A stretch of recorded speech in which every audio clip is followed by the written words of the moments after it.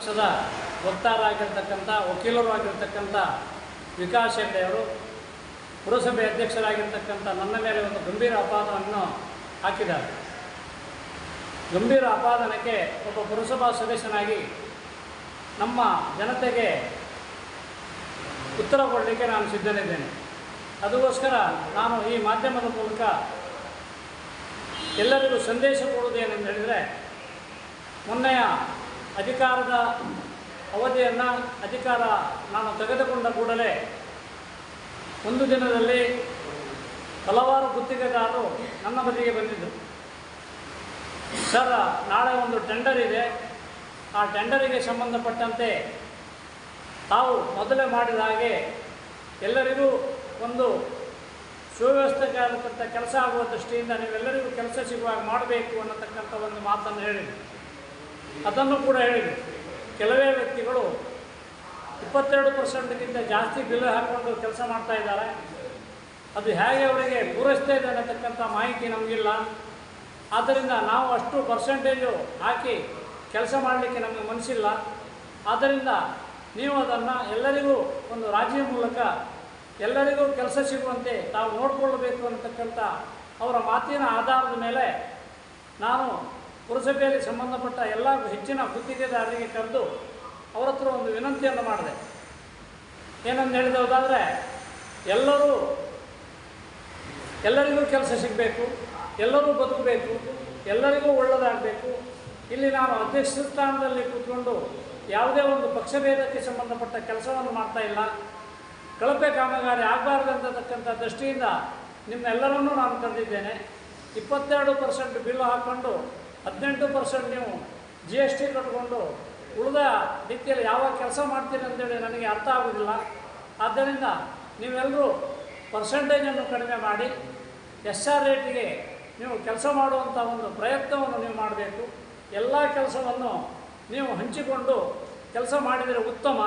ಯಾಕಂದರೆ ನನ್ನ ಪುರಸಭೆಯಲ್ಲಿ ಪಾರದರ್ಶಕವಾಗಿರತಕ್ಕಂಥ ಆಡಳಿತ ಆಗಬೇಕು, ಕೆಲಸಗಳು ಒಳ್ಳೆಯದಾಗಬೇಕು, ಕಾಮಗಾರಿ ಒಳ್ಳೆಯದಾಗಬೇಕು, ಬೇರೆ ಎಲ್ಲವೂ ದೃಷ್ಟಿಯಿಂದ ಒಳ್ಳೆಯದಾಗಬೇಕಂತ ದೃಷ್ಟಿಯಿಂದ ನಿಮ್ಮ ಗುತ್ತಿಗೆದಾರರ ಸಹಕಾರವೂ ನನಗೆ ಬೇಕು ಎನ್ನತಕ್ಕಂಥ ದೃಷ್ಟಿಯಿಂದ ಅವರನ್ನೆಲ್ಲವನ್ನು ಕರೆದು ಒಂದು ಸಂಧಾನವನ್ನು ನಾನು ಮಾಡಿದ್ದೆ. ಅದಕ್ಕೆಲ್ಲರೂ ಹೆಚ್ಚಿನ ಗುತ್ತಿಗೆದಾರರು ಸಂಧಾನಕ್ಕೆ ಒಪ್ಪಿದರು. ಮಧ್ಯದಲ್ಲಿ ಈ ಟೆಂಡರ್ ಆಗ್ತದೆ, ಹೊರಗಿನವರು ಕೂಡ ಅದಕ್ಕೆ ಹಾಕ್ತಾರೆ ಅನ್ನತಕ್ಕಂಥ ಮಾತು ಕೂಡ ಬಂತು. ಸಂಬಂಧಪಟ್ಟಂತೆ ಯಾರು ಮೊದಲಿಂದ ಹಾಕ್ತಾರೆ, ಈ ಟೆಂಡರಲ್ಲಿ ಹಾಕ್ತಾರೆ, ಅವರಿಗೂ ಕೂಡ ಒಂದು ಮಾಹಿತಿಯನ್ನು ಕೊಟ್ಟೆ.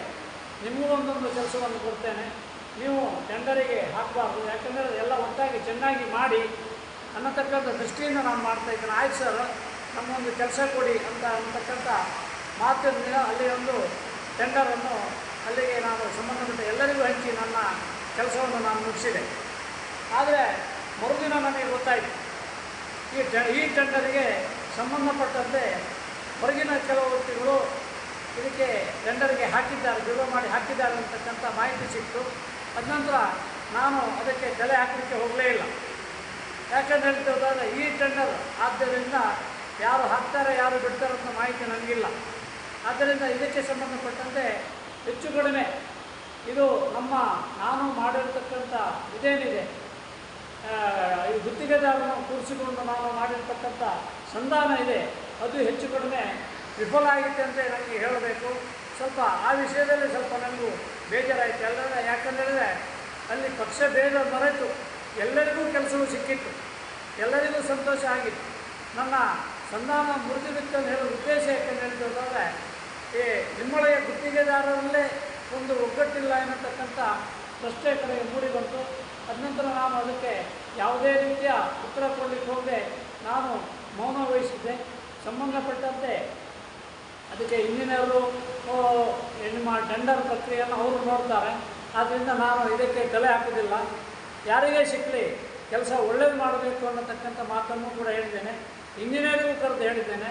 ಆಗಾಗ ಮೊದಲೆಲ್ಲ ಸ್ಪಾಟ್ ಇನ್ಸ್ಪೆಕ್ಷನ್ ಮಾಡೋದು ಕಡಿಮೆ ಆಗಿತ್ತು. ಎಲ್ಲ ಕಡೆಯಲ್ಲಿ ಕಳಪೆ ಕಾಮಗಾರಿ ಆಗ್ತದೆ ಅನ್ನತಕ್ಕಂಥ ದೂರು ಸದಸ್ಯರಿಂದ ಮತ್ತು ಜನರಿಂದ ಬಂದಿದೆ.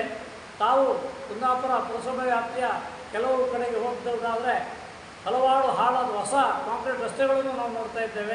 ಹಲವಾರು ಕಡೆಗಳಲ್ಲಿ ಇಂಟರ್ಲಾಕ್ಗಳು ಕುಸಿದಿರುವಂಥದ್ದು ನಾವು ನೋಡ್ತೇವೆ. ಹಲವಾರು ಥರಗಳಲ್ಲಿ ಚರಂಡಿಯ ವ್ಯವಸ್ಥೆ ವ್ಯವಸ್ಥೆವಾಗಿರ್ತಕ್ಕಂಥದ್ದು ನಾವು ನೋಡ್ತೇವೆ. ಹೀಗೆ ಆಗಬಾರ್ದನ್ನತಕ್ಕಂಥ ದೃಷ್ಟಿಯನ್ನು ಇಟ್ಕೊಂಡು ನಾನು ಟೆಂಡರ್ ಗುತ್ತಿಗೆದಾರರಿಗೆ ಏನು ಹೇಳಿದ್ದೇನೆ ಅಂತ ಹೇಳಿದರೆ, ಇದೆಲ್ಲವೂ ಗಮನದಲ್ಲಿ ಇಟ್ಕೊಂಡು ಉತ್ತಮವಾಗಿರ್ತಕ್ಕಂಥ ಕೆಲಸವನ್ನು ಮಾಡಿದರೆ ಮಾತ್ರ ನಿಮಗೆ ಬಿಲ್ ಕೊಡಲಿಕ್ಕೆ ನನ್ನ ಸಲಹೆಯನ್ನು ಕೊಡ್ತೇನೆ, ಇಲ್ಲದಿದ್ದರೆ ಯಾರಿಗೂ ಬಿಲ್ ಕೊಡಲಿಕ್ಕೆ ಬಿಡುವುದಿಲ್ಲ ಅಂತ ಹೇಳಿದ್ದೇನೆ. ಅದರಲ್ಲಿ ಕೂಡ ಒಂದು ಮಾತು ಹೇಳಿದ್ದೆ, ನನ್ನ ಮೊದಲಿನ ಒಂದು 5 ವರ್ಷದ ಅವಧಿಯಲ್ಲಿ 10-12 ವರ್ಷದ ಹಿಂದಿನ 5 ವರ್ಷದ ಅಧಿಕಾರ ಅವಧಿಯಲ್ಲಿ ಕೂಡ ಕೋಟ್ಯಾಂತರ ರೂಪಾಯಿ ಕೆಲಸವನ್ನು ನಾನು ಮಾಡಿದ್ದೆ. ಈ ಕೋಟ್ಯಾಂತರ ರೂಪಾಯಿ ಕೆಲಸದಲ್ಲಿಯೂ ಕೂಡ 70-80 ಜನ ಜಾಸ್ತಿ ಗುತ್ತಿಗೆದಾರರಿಗೆ ಒಂದೇ ಕಡೆಯಲ್ಲಿ ಕೂರಿಸಿಕೊಂಡು ಕೆಲಸವನ್ನು ನಾನು ಹಂಚಿದ್ದೇನೆ. ಯಾವ ಗುತ್ತಿಗೆದಾರರು ಕೂಡ ಆ ಸಮಯದಲ್ಲಿ ಅಸಮಾಧಾನವನ್ನು ವ್ಯಕ್ತಪಡಿಸಿ ಈ ರೀತಿಯಾಗಿರತಕ್ಕಂಥ ಒಂದು ಅಪಾದನೆಯನ್ನು ಯಾವ ಮುಖಾಂತರವೂ ಮಾಡೋದಿಲ್ಲ. ಭಾರಿ ಸಂತೋಷದಿಂದ ಮಾಡುತ್ತಿದ್ದೆ. ಒಳ್ಳೆಯ ಕೆಲಸವೂ ಕೆಲವರು ಮಾಡಿದ್ದಾರೆ. ಸ್ವಲ್ಪ ಕಳಪೆ ಕೆಲಸವನ್ನು ಕೂಡ ಆ ಸಂದರ್ಭದಲ್ಲಿ ಆಗಿದೆ ಅಂತ ಹೇಳಲಿಕ್ಕೆ ನಾನು ಬಯಸ್ತೇನೆ. ಶಾಸಕರಾಗಿರ್ತಕ್ಕಂಥ ಹಾಲಾಡಿ ಶ್ರೀನಿವಾಸ ಶೆಟ್ಟರು ಆ ಸಂದರ್ಭದಲ್ಲಿ ಒಳ್ಳೆಯ ಸಹಕಾರವನ್ನು ನಮಗೆ ಕೂಡ ಕೊಟ್ಟಿರು. ಇದನ್ನೆಲ್ಲ ನಾನು ಯಾಕೆ ಹೇಳ್ತೇನೆ ಅಂತ ಹೇಳಿದ್ದೋದಾದರೆ, ಈಗ ಬಂದಿರತಕ್ಕಂಥ ಗಂಭೀರ ಅಪಾದನೆ ಏನಿದೆ ಅದರ ಹಿಂದೆ ದೊಡ್ಡ ಷಡ್ಯಂತ್ರ ಇದೆ ಅನ್ನತಕ್ಕಂಥದ್ದು ನನ್ನ ಭಾವನೆ. ಹೀಗೆ ನಡೆದಿರುವಂಥದ್ದಲ್ಲ. ಇದರ ಹಿಂದೆ ಯಾರೇ ಇರಲಿ ಅವರು ಎದುರಿಗೆ ಬರಬೇಕು ಅಂತ ಹೇಳ್ತೀನಿ. ನಾನು ಹೇಳಲಿಕ್ಕೆ ಇಷ್ಟೇನೆ. ಮತ್ತೇನಂತ ಹೇಳಿದ್ದೋದಾದರೆ, ಈಗ ನನ್ನ ಮೇಲೆ ಏನು ಅವ್ಯವಹಾರದ ಈ ಒಂದು ವಿಷಯದಲ್ಲಿ ಅವ್ಯವಹಾರದ ಒಂದು ಅಪಾದನೆಯನ್ನು ಹಾಕಿರುವಂಥ ವ್ಯಕ್ತಿಗೆ ನನ್ನದೇನೋ ಒಂದು ಪ್ರಶ್ನೆ ಇದೆ.